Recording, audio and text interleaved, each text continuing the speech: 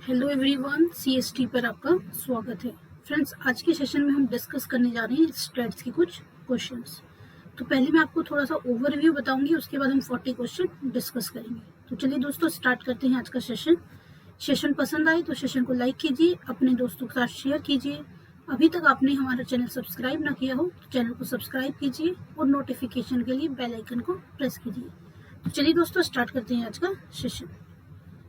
पहले थोड़ा सा कंपैरेटिव स्टेट्स का सिलेबस देख लेते हैं। जो गिवन सिलेबस है, जो कि आपको यूपी टीजीटी कॉमर्स के लिए गिवन सिलेबस है, वो ये सिलेबस आपको मेंशन है। ये सारे टॉपिक्स जो मैंने यहाँ मेंशन किए हैं, तो इन टॉपिक्स को मैंने एग्जाम के एनालिसिस के हिसाब से थोड़ा सा चेंज करके अपने वे से लिखा है कि स्टेट्स में आपको क्या करना है, बेसिक करना है, क्लासिफिकेशन ऑफ डेटा करना है, various graphs and their uses, central value and their uses, dispersion, tabulation की नॉलेज आपको होनी चाहिए, फ्रीक्वेंसी डिस्ट्रीब्यूशन की नॉलेज होनी चाहिए और आपको सीरीज की नॉलेज होनी चाहिए। तो एटलीस्ट अगर मैं 2019 के पेपर की बात करूं तो उसमें से इन सारे टॉपिक से क्वेश्चन आए हैं जो कि सिलेबस से बिल्कुल रिलेट करते हैं। चलिए दोस्तों, स्टार्ट करते हैं। कुछ बेसिक इन्फॉर्मेशन और कुछ थोड़ा सा आपको ये चीजें पता होनी चाहिए कि कौन कौन सी सेंट्रल वैल्यू होती है। Mean, median, mode, geometrical mean, harmonic mean, तो ये क्या होती है, सेंट्रल वैल्यू होती है। मीडियन को हम क्या कहते हैं, पोजीशन वैल्यू। पोजीशन वैल्यू हम किसको कहते हैं, मीडियन को। और ये क्या होता है, highest frequency value. Highest frequency value. इसके अलावा आपको थोड़ा ग्राफ की नॉलेज होनी चाहिए और पता होना चाहिए किसमें कौन सा ग्राफ यूज होता है। अगर आपसे पूछे कि मीन का रेसिप्रोकल क्या होगा, रेसिप्रोकल ऑफ मीन, तो मीन का रेसिप्रोकल क्या होता है, मीन का रेसिप्रोकल होता है हार्मोनिक मीन। ठीक है, तो इस तरह से इनका थोड़ा थोड़ा आपको इन्फो पता होना चाहिए। तो सारी चीजें तो पॉसिबल नहीं है कि मैं आपको एक ही लेक्चर में बता दूं, बट जितनी चीजें इंपॉर्टेंट है मैं कोशिश करूंगी आपको बताते हुए चलूं before discussing MCQ. Measurement of dispersion क्या आता है, उसमें रेंज आता है, इंटर क्वार्टाइल रेंज और क्वार्टाइल डेविएशन, मीन डेविएशन और एवरेज डेविएशन, स्टैंडर्ड डेविएशन इन लॉरेंज कर्व।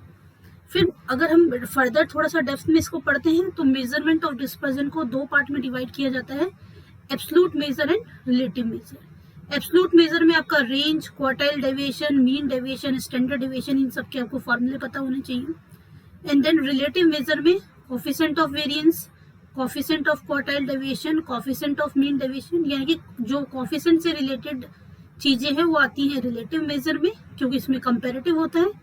और एब्सोल्यूट में क्या आते हैं आपके, range, quartile deviation, mean deviation and standard deviation. उसके अलावा आपको थोड़ा सा टेबुलेशन का पूरा नॉलेज होना चाहिए।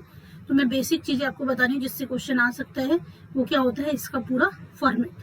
पहले टेबुलेशन में क्या होता है, टाइटल होता है, फिर प्रीफैक्टरी नोट्स यानी कि मेजरमेंट यूनिट्स या कुछ भी, फिर उसके बाद जो आपकी हेडिंग होती है, बॉक्स हेड उसको कहते हैं। यहाँ पे रो कैप्शन है, बॉक्स हेड के नीचे क्या आ जाता है, रो ऑप्शन एंड कॉलम कैप्शन। उसके बाद यहाँ पे आ जाता है आपका सब एंट्रीज, और ये क्या होता है, बॉडी ऑफ द टेबल। उसके नीचे फुट नोट एंड देन क्या आ जाता है, सोर्स नोट। क्लियर है, तो इसके ऊपर भी क्वेश्चन बन जाते हैं। तो ये पूरा स्ट्रक्चर आपको अपने माइंड में सेट रखना है। चलिए तो स्टार्ट करते हैं question 1। Classification of data bye attributes is called. Attributes के अकॉर्डिंग जो क्लासिफिकेशन है उसको क्या कहते हैं, क्वालिटेटिव क्लासिफिकेशन। यानी कि ऑनेस्टी, इंटरेस्ट, इस तरह की चीजें जिनको मेजर नहीं किया जा सकता उनको क्या कहते हैं, qualitative classification. Question number 2, classification is applicable in case of. जो क्लासिफिकेशन है वो किस सिचुएशन में होता है। क्लासिफिकेशन जो है क्वांटिटेटिव और क्वालिटेटिव दोनों ही तरह के डेटा का होता है। तो आंसर क्या हो जाएगा, option number D. Question number 3, when data are arranged at regular interval of time the classification is called। अगर डेटा को रेगुलर इंटरवल ऑफ टाइम में के हिसाब से मेजर करते हैं तो क्लासिफिकेशन को क्या कहते हैं, chronological. Option number C is the right answer. Moving on the next question number 4, in an array the data are. सारणी में डेटा कैसे अरेंज होता है, असेंडिंग और डिसेंडिंग दोनों तरह से अरेंज होता है।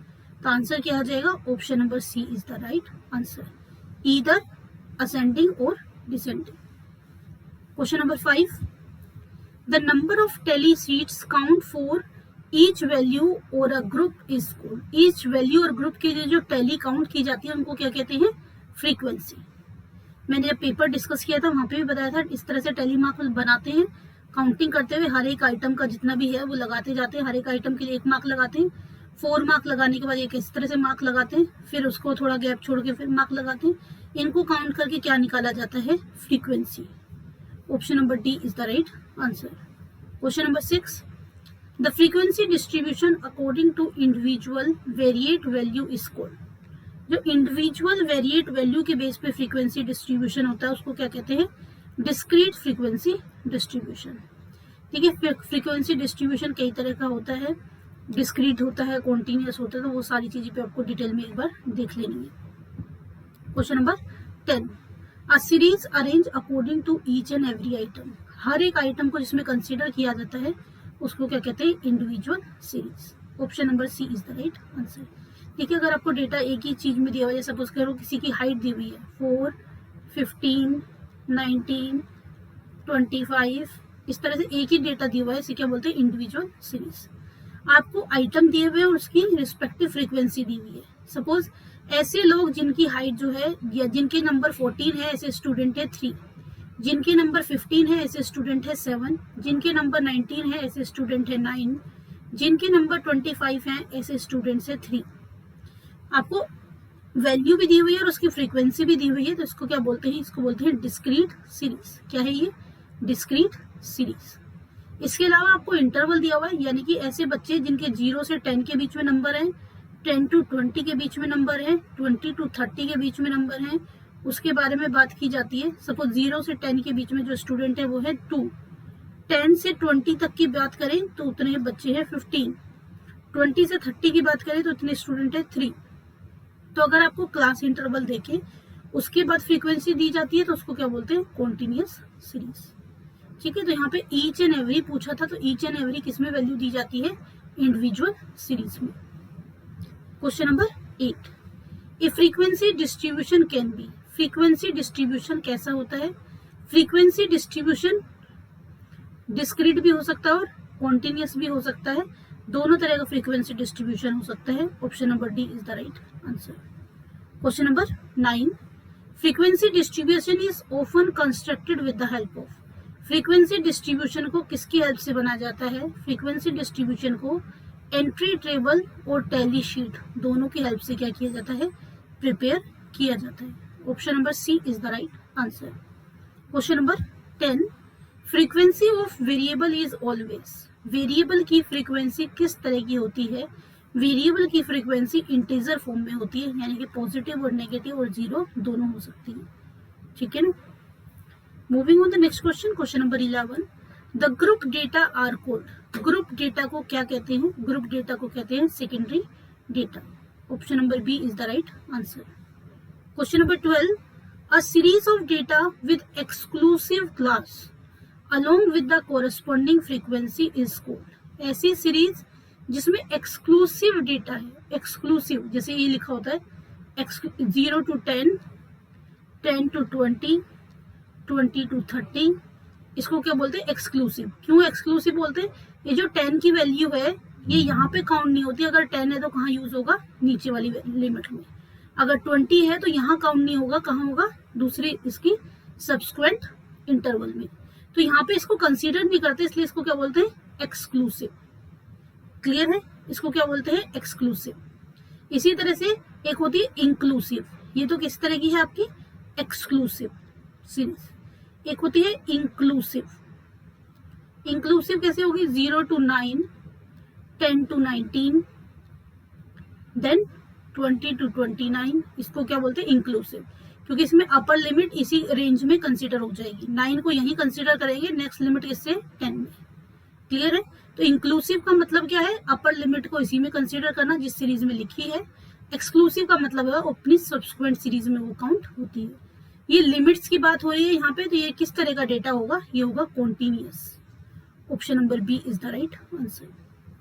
अगर आपको एक्सक्लूसिव सीरीज को इंक्लूसिव में चेंज करना है या इंक्लूसिव सीरीज को एक्सक्लूसिव सीरीज में चेंज करना है तो क्या करोगे, तो पहले आप क्या कर रहे हो, इंक्लूसिव आपको डेटा ये गिवन है इस डेटा को आप इस फॉर्म में चेंज करना चाहते हो, तो इस फॉर्म में चेंज करने का तरीका क्या है? इस फॉर्म में चेंज करने का तरीका है, सपोज मैं 1 से ले लेती हूँ उसको।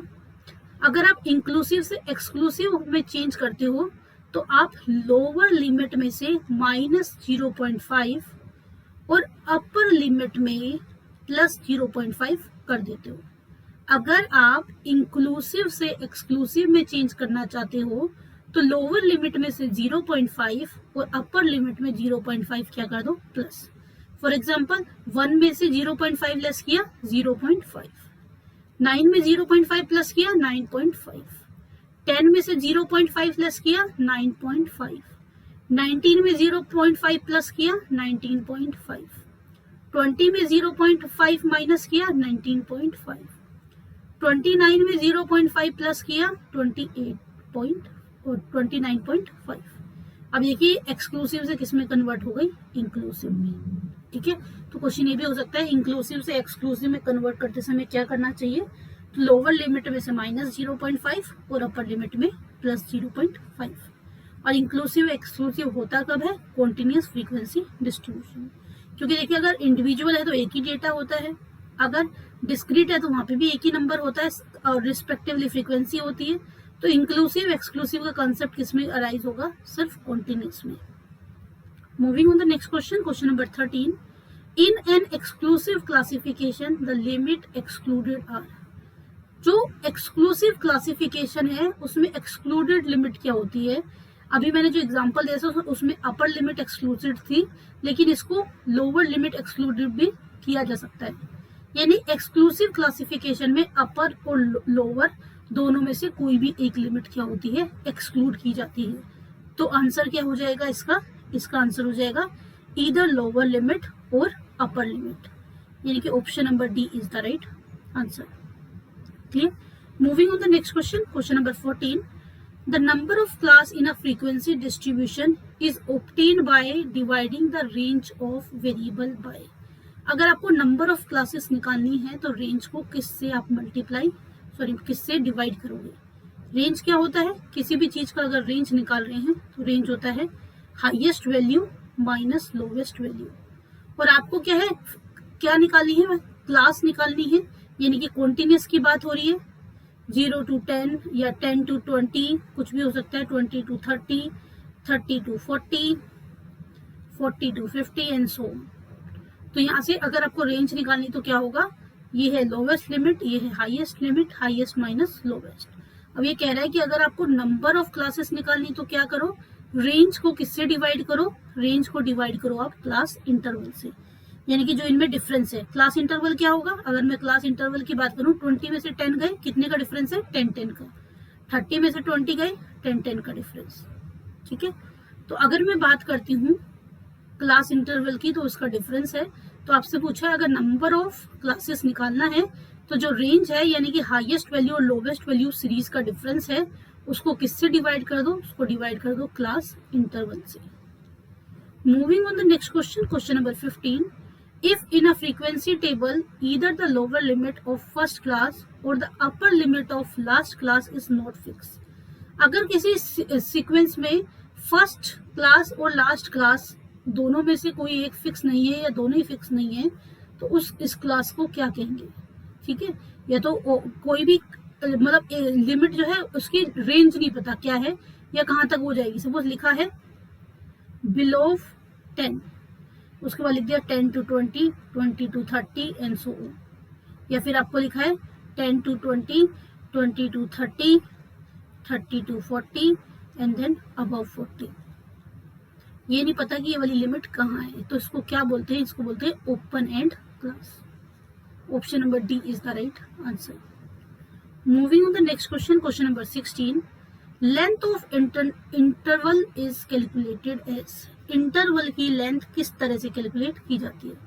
इंटरवल की लेंथ निकालनी है तो क्या करना होता है, upper limit minus lower limit. अगर मैंने बात की 0 to 10 की या 0 to 20 की तो ये होता है लोअर लिमिट और ये क्या होता है, अपर लिमिट। आपको अगर लेंथ निकालनी है, length means just like interval, तो अपर लिमिट में से लोअर लिमिट लेस कर दो तो क्या आ जाती है आपकी length. Option number A is the right answer. Question number 17।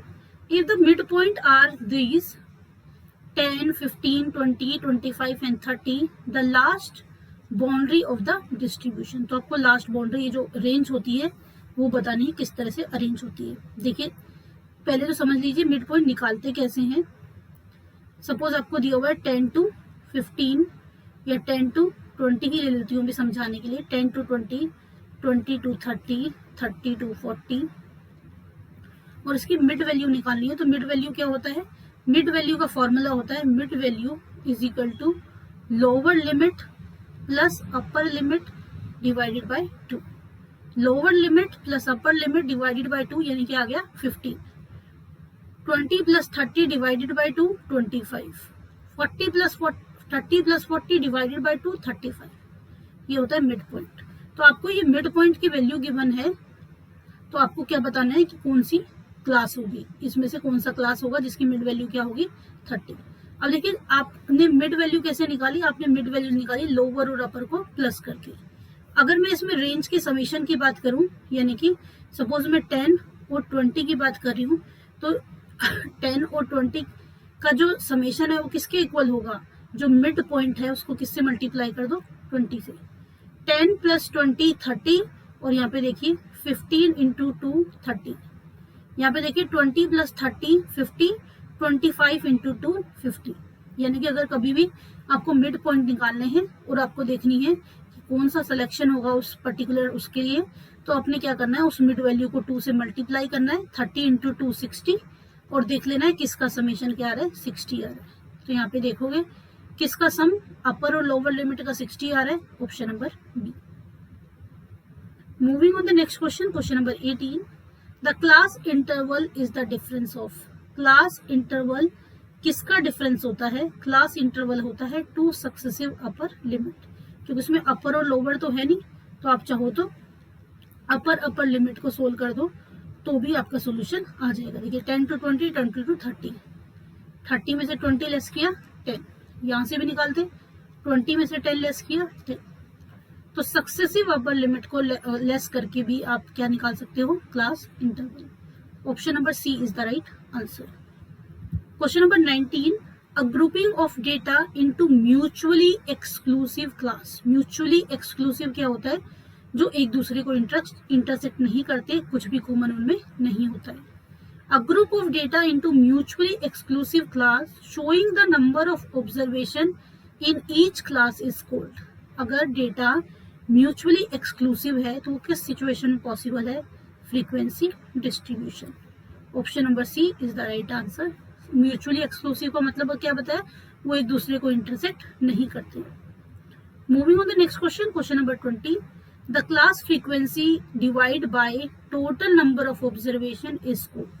अगर क्लास फ्रीक्वेंसी को टोटल नंबर ऑफ ऑब्जर्वेशन से डिवाइड कर दिया जाता है तो उसको क्या बोलते हैं, relative frequency.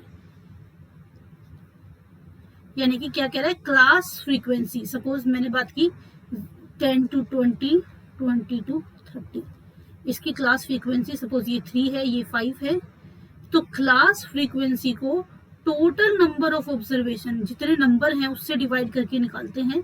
Number of observation का मतलब है, सपोज मैं यहाँ टोटल की बात करती हूँ 3 + 8, तो यहाँ पे अगर मुझे निकालना है इसकी वैल्यू तो ये होगा 3/8 और 5/8। तो आपको कह रहा है the class frequency divided by total number of observation. Class frequency divided by total number of observation is called relative frequency. तो ये हर किसी का टोटल में कितना पोर्शन है वो जो निकालते हैं उसको क्या बोलते हैं, relative frequency. Question number 21, in a relative frequency distribution total relative frequency is. अगर आप रिलेटिव फ्रीक्वेंसी निकाल रहे हो तो रिलेटिव फ्रीक्वेंसी का टोटल क्या आएगा, ये आप अपने पिछले एग्जाम्पल से देख सकते हो। आपने कैलकुलेशन किया था रिलेटिव फ्रीक्वेंसी 3/8 + 5/8, क्या टोटल आ रहा है 1। कितने भी नंबर आइटम हो, हम उसमें टोटल का प्रोपोर्शन देख रहे हैं तो उसको सम करके हमेशा क्या आता है 1। तो क्या आंसर हो जाएगा इसका, option number B. Relative frequency को ऐड करके क्या आता है 1। Question number 22, a frequency distribution formed considering 2 variable at a time is called. एक साथ 2 वेरिएबल को कंसीडर करके फ्रीक्वेंसी डिस्ट्रीब्यूशन बनाया गया है तो उसको क्या बोलते हैं, bivariate frequency distribution. Option number B is the right answer. Question number 23, the arrangement of data in rows and column is called. Row और कॉलम में डेटा को अरेंज करने को क्या कहते हैं? Tabulation. Option number B. Question number 24, a statistical table consist of at least. एक statistical table में कम से कम कितने होने चाहिए तालिका?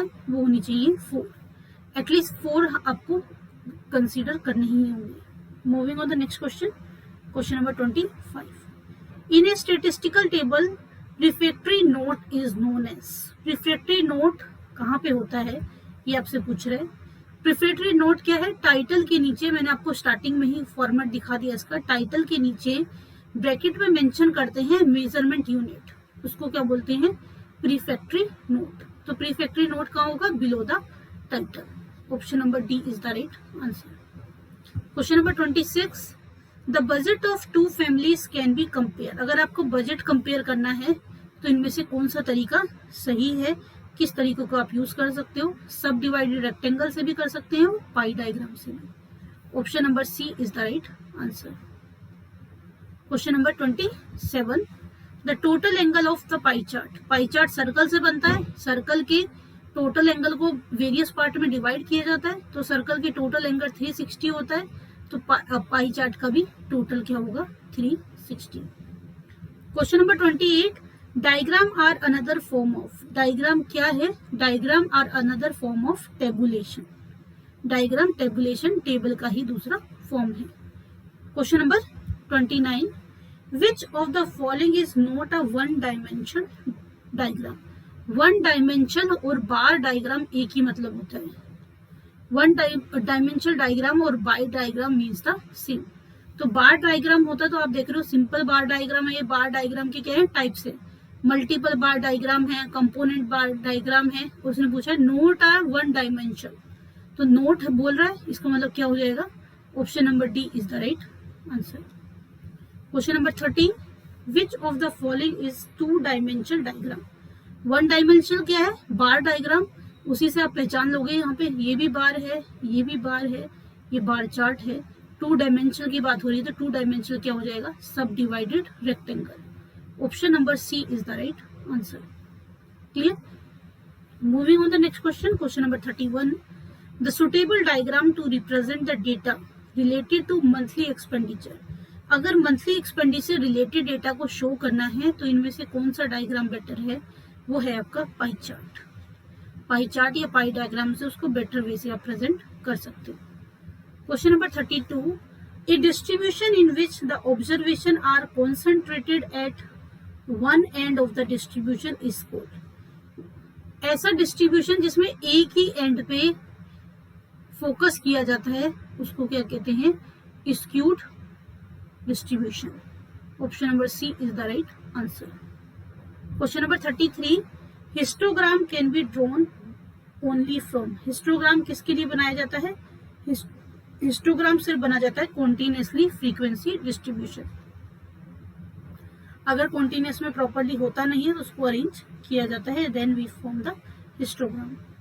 Question number 34, histogram and frequency polygon are 2 graphical presentation of. Histogram और पॉलीगन क्या है? ग्राफिक रिप्रेजेंटेशन है।